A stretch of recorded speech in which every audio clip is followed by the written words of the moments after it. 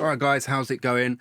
Having navigated our second season in the Premier League and far exceeding our expectations, let's be honest, we've now got to start looking ahead at the next season where we're not only going to be competing in the Premier League and the domestic cups, we enter into European competition for the first time, having made it into the Europa League. So yeah, some big important decisions have got to be made in the summer. Get rid of any deadwood and make the team better. Yeah, we've got to make the team better, not just in quality, but in depth as well, as we're going to have a hell of a lot more games. Well, hopefully we don't go crashing out too early in all the competitions. Yeah, and we don't want the extra games to affect our league performance as well. So yeah, some real big decisions have got to be made. But before we can get into the transfer business in the pre-season, yeah, we've got our end of season review to go through.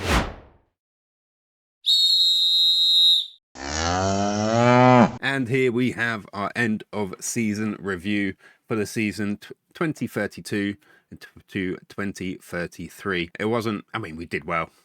Let's be honest, I exceeded my own expectations. I really didn't expect to get into Europe. Okay, and obviously a season to remember. We finished our highest ever position, 5th in the Premier League, getting our first action in Europe as well. Done really well there. Pleased the board, obviously.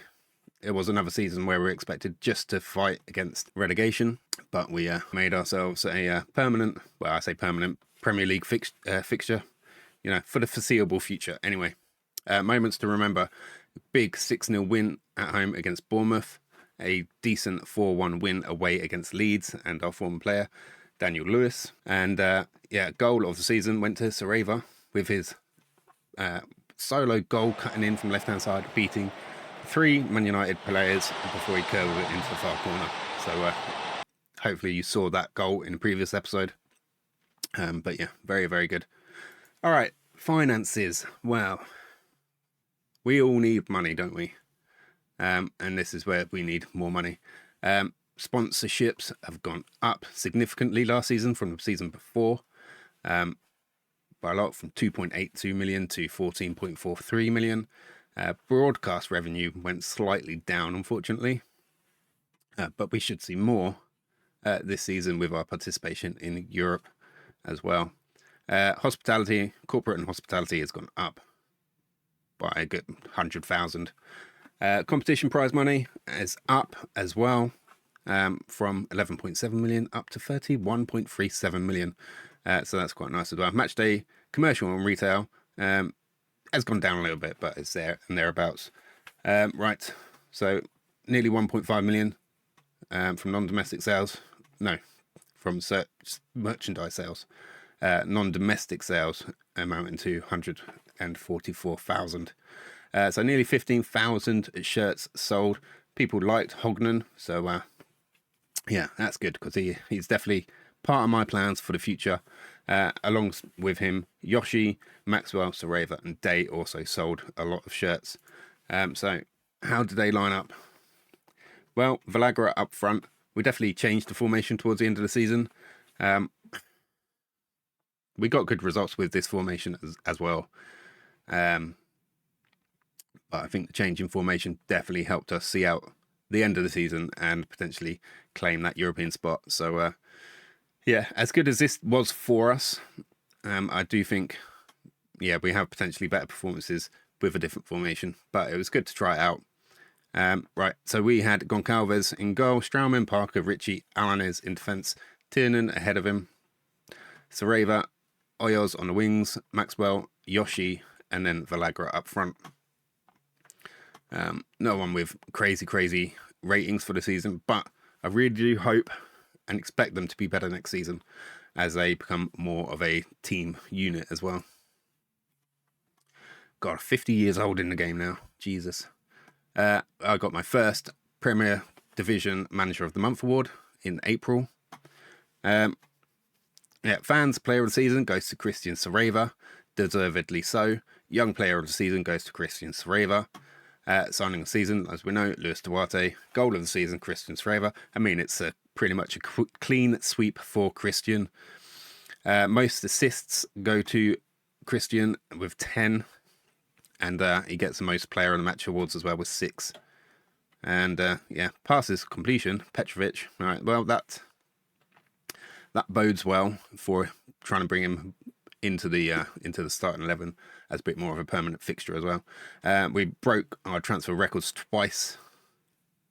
Well, in and out last season. So Maxwell in for 26.5 million and Daniel Lewis out for 32 million. Obviously going to Leeds. Yeah, history in making. Farnborough, thanks to great run way back at the start of the season, proved much better than people had expected. Well, I think that takes a bit of a shine off our run through January, which was exemplary, and our end of season run as well, which was really, really solid as well, picking up some really big and important wins against some difficult teams, including Tottenham, the league leaders. All right, it definitely helped getting a good start as well. We did have a little dip partway through the season. But yeah, added to our long tapestry now. Yeah, so getting some silverware up in the top tier would be great. I'm not saying the Premier League because that's going to be a very, very difficult task.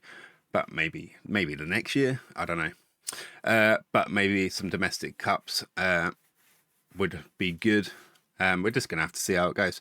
I'm not sure if I actually included this in one of the episodes, but we actually, when the next gen list came out, we had three players making it onto the next gen list: Marcel Petrovic, Liam Grant, and Javier Herrera.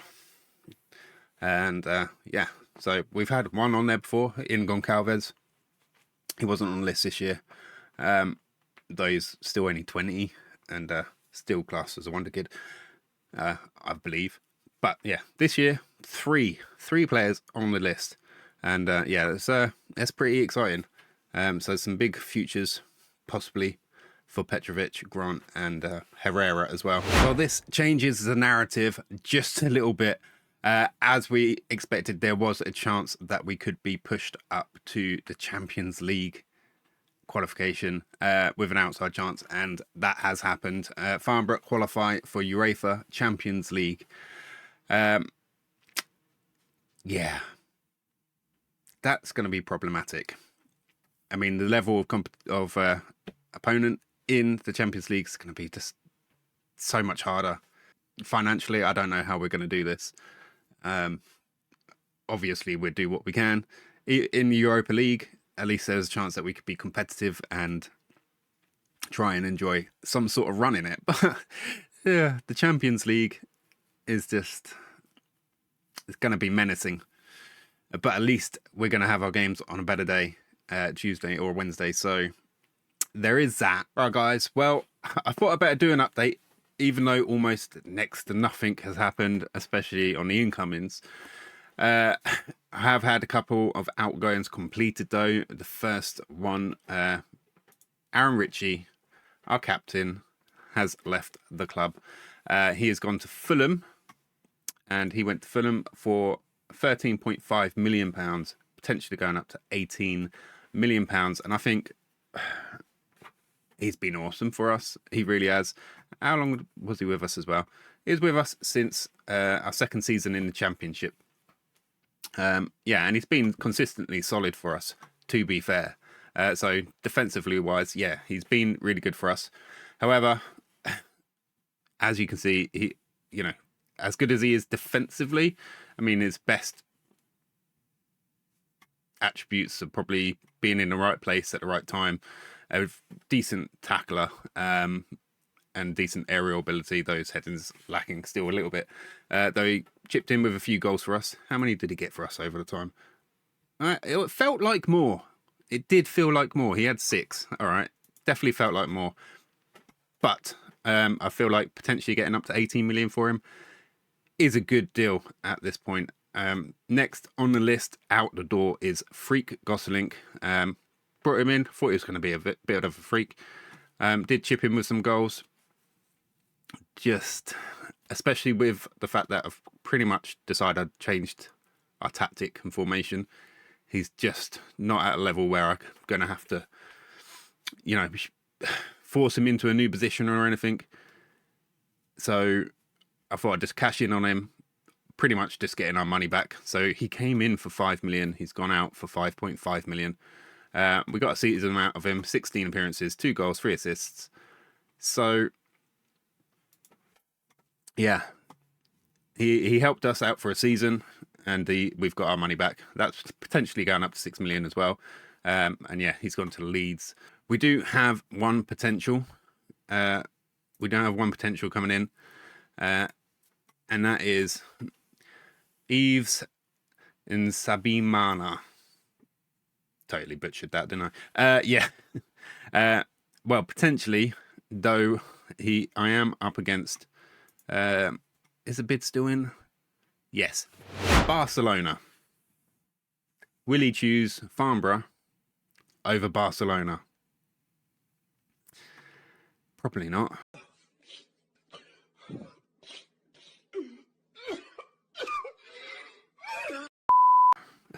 Let's be real. But this is one of the few players I've come across whose wages don't just go into the astronomical. He's currently on 53.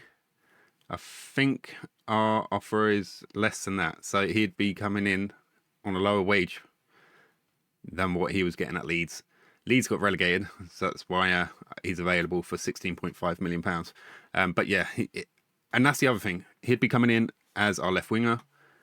We've got options that have been brilliant for us. Sareva, Yoshi can go out there and do a job as well. So realistically, Yves, I'm going to call him Yves, would come in and probably supersede any of them.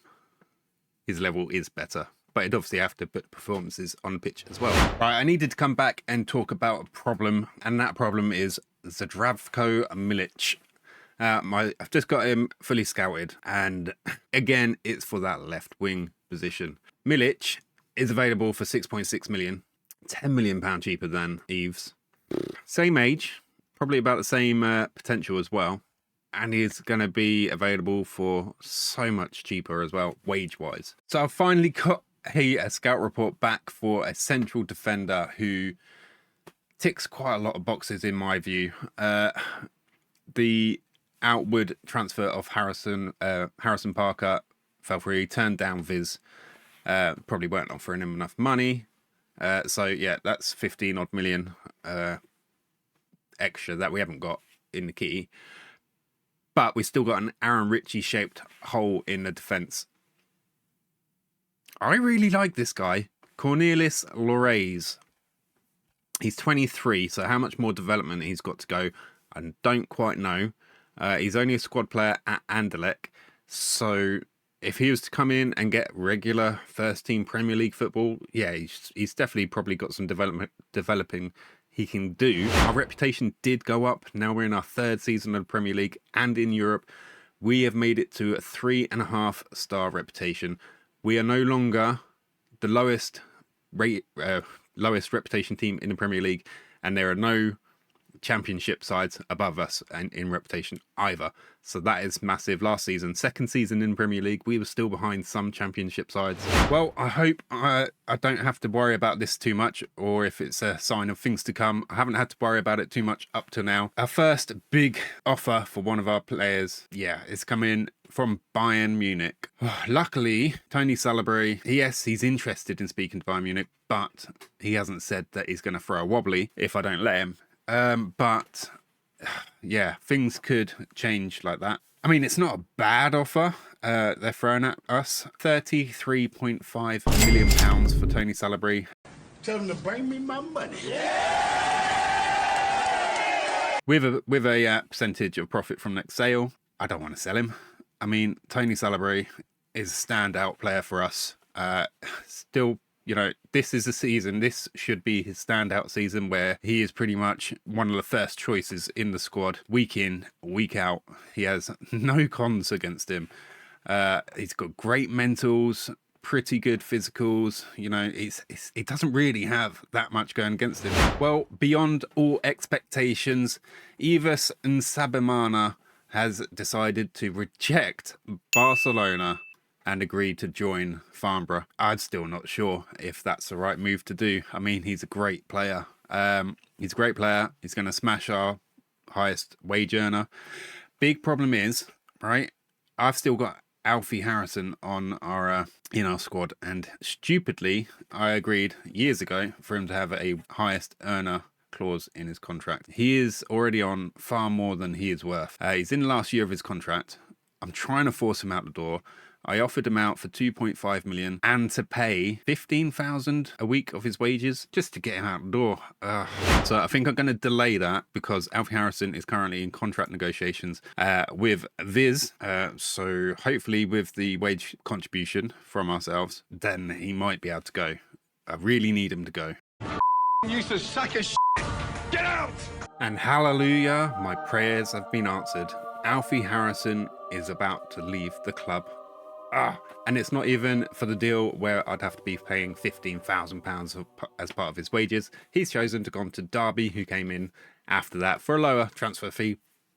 But the big thing is his wages are gone and his match highest earner clause is gone as well. Okay, so I've procrastinated enough and the time has come. I need to make a decision between Ives and Sabimana and Zdravko Milic, and it has been difficult on so many levels. I feel like Milic would be the better signing. I love his technicals, how much of a forward-minded player he is, the fact that he's taller, got an aerial presence, always good. Obviously that's countered in a way with Ives, that he's faster. And also for Milic, that he could come in for just 6.6 million. I think for a player that had come in, having played a season, be a 40 to 50 million pound rated player, potentially. However, I am going to be going with Ives and Sabimana for a couple of reasons. Yes, he's got a higher transfer fee. He is, I believe, a higher profile player.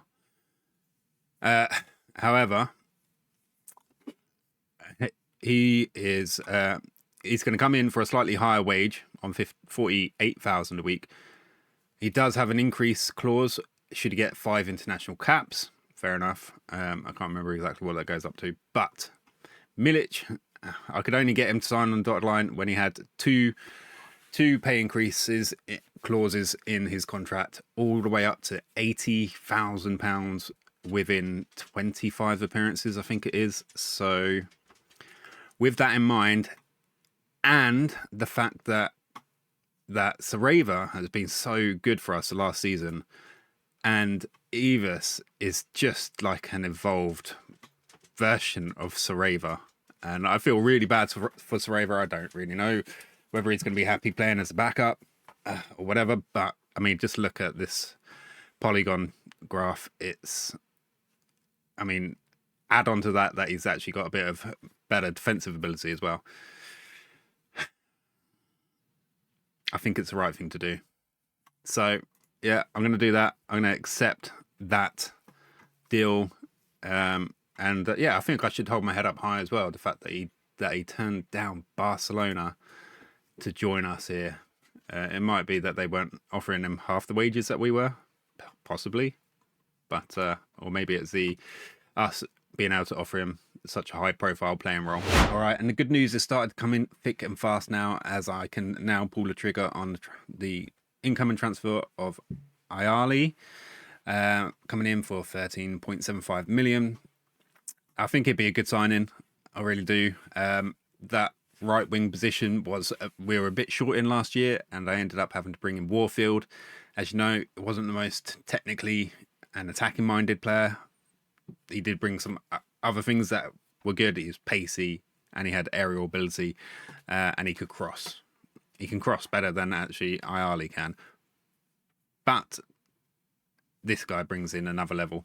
If we just compare him with AO's, and they're very much a similar mold player. AO's comes in with a bit more pace, and you never know. But by the time AO's gets to 22 years old, like Ayali, he might be as good as Ayali in the technical and attacking department, but with the added pace as well. So he might end up being a better player altogether.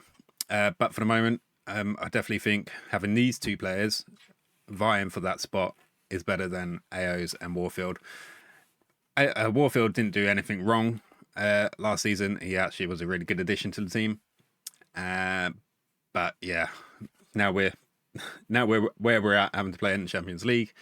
Yeah, I do feel like I need to step up in so many different departments. I can't just replace everyone in the team, obviously, but yeah, I can pull the trigger on that now. Let's quickly run through the other transfers that came in. Albert Kamaj, prospect, 18 years old, Kosovan, bags potentially up to 4 or 5 stars. We'll see how that goes. Evis Nsabamina Mana, and yeah, we got him from Leeds after they got relegated. Great addition to our left wing, along with Sareva, who's still been absolutely smashing it in pre-season. I've actually been starting Sareva all through pre-season and just bringing on Evis from the bench until he sort of settles in a bit more. I think I'll probably continue with that. On the right side, we have Ayali in for 13.25 million.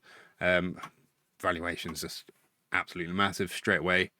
Yeah, and he's a really good player. Similar mold to AO's, like I discussed before. But yeah, he's when I was just relying on AO's and Warfield last season, and now I have Ayali and AO's and Warfield. So good amount of depth in that position, which I think we needed. Next up is Cornelius Lorays from Anderlecht for £16 million.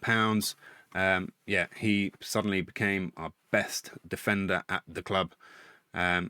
Yeah, love him. 6'5", 6'5", and just a real solid all-round defender. Hopefully he starts off as I want him to, with some really good solid defending for us, and just blends into the team really well. Yeah, really good, solid all-round defender, and 16 million. I feel like that is a bargain. Next on the list is Lukas Sosinski from Legia, and yeah, he's again a young prospect. Was 19 when he signed, 20 now.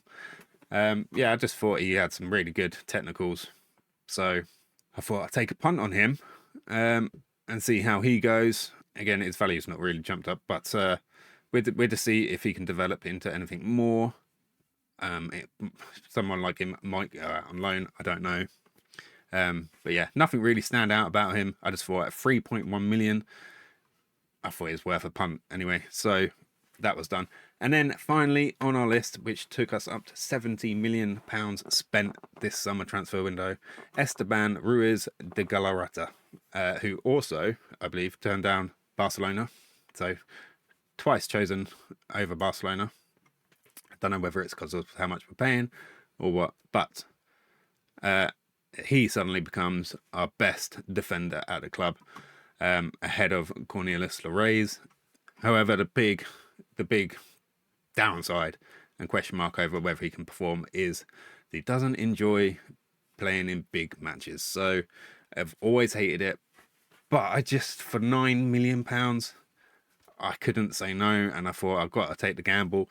Barcelona going in for him as well. He's obviously a desirable player, and that is it. Pre-season done, transfer window done. I don't know if there'll be any more incomings or outgoings, but we will see. But that's us done for today. As usual, if you like that, please hit that like button. And if you've got any comments, put them in the comments below. And hit that subscribe button. Love to have you along for the journey. As for now, I hope you have a brilliant rest of your day. And I'll see you again in the next one. See ya.